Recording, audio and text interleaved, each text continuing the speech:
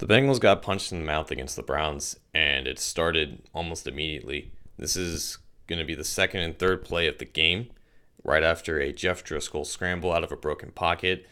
And we're going to see something pop up here on just a simple, halfback dive with Joe Mixon pop up with Billy Price here at center. That aggressiveness, that lunging, that dipping your head down and just blindly hoping that you reach the proper landmarks here on this down block.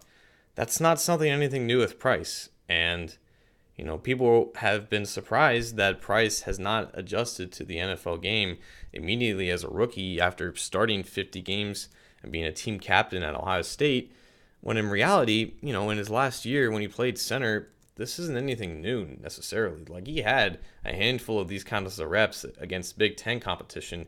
Now he's going up against a guy in Larry Ogunjobi who's got such great quickness off the snap, great read and recognition ability, reading the play all the way through, and just reading Price's initial movement off the snap, right? Because Price just ducks his head down, hoping he can just slam into Ogunjobi's chest, and Ogunjobi has no counter to that. But the Browns run this little slant with Ogunjobi here, just shedding off the side, Price's shoulder, who he's just giving up to at the snap, and forces Mixon to stick his foot in the ground, cut back, and hope that his guys on the edge have, their defenders taken care of, and luckily they do. So Mixon gets 6 yards, but, the design is directed to go right into this A gap. Clint Boling takes care of this linebacker. Alex Redmond takes care of this linebacker, and Price seals off his guy. And because Price is a naturally aggressive and overly aggressive run blocker, Ogunjobi just takes advantage, and against something that Price has shown to do at center throughout all of his tape there, even going back to last year.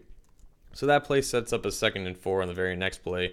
They're going to run Mixon again on a little inside zone here, attacking this gap again. And now we have Myles Garrett lined up against Clint Boling at 3 technique. And again, the initial quickness and power off the snap from the Browns defensive line, it pushed the Bengals back, man. And Clint Boling at this point in his career doesn't have a lot of power to him. And Myles Garrett is just a mismatch against most guards in the NFL anyways. But, Boling gives up a good 1.5 to 2 yards off the snap here. He's already, he has his chest free. He has that outside arm just pinned up against Boling. He has Boling standing up straight up. Mixon has just nowhere to go at this point. And Garrett's natural strength and leverage allows him to shed off Boling just cleanly, gets that tackle at the line of scrimmage. So these two plays set up a 3rd and 4, which the Bengals do not convert. But they go for the 4th down. They get it off a Clayton Fedulum run, and that sets up a 1st and 10. And we're going to go over a couple of those plays next.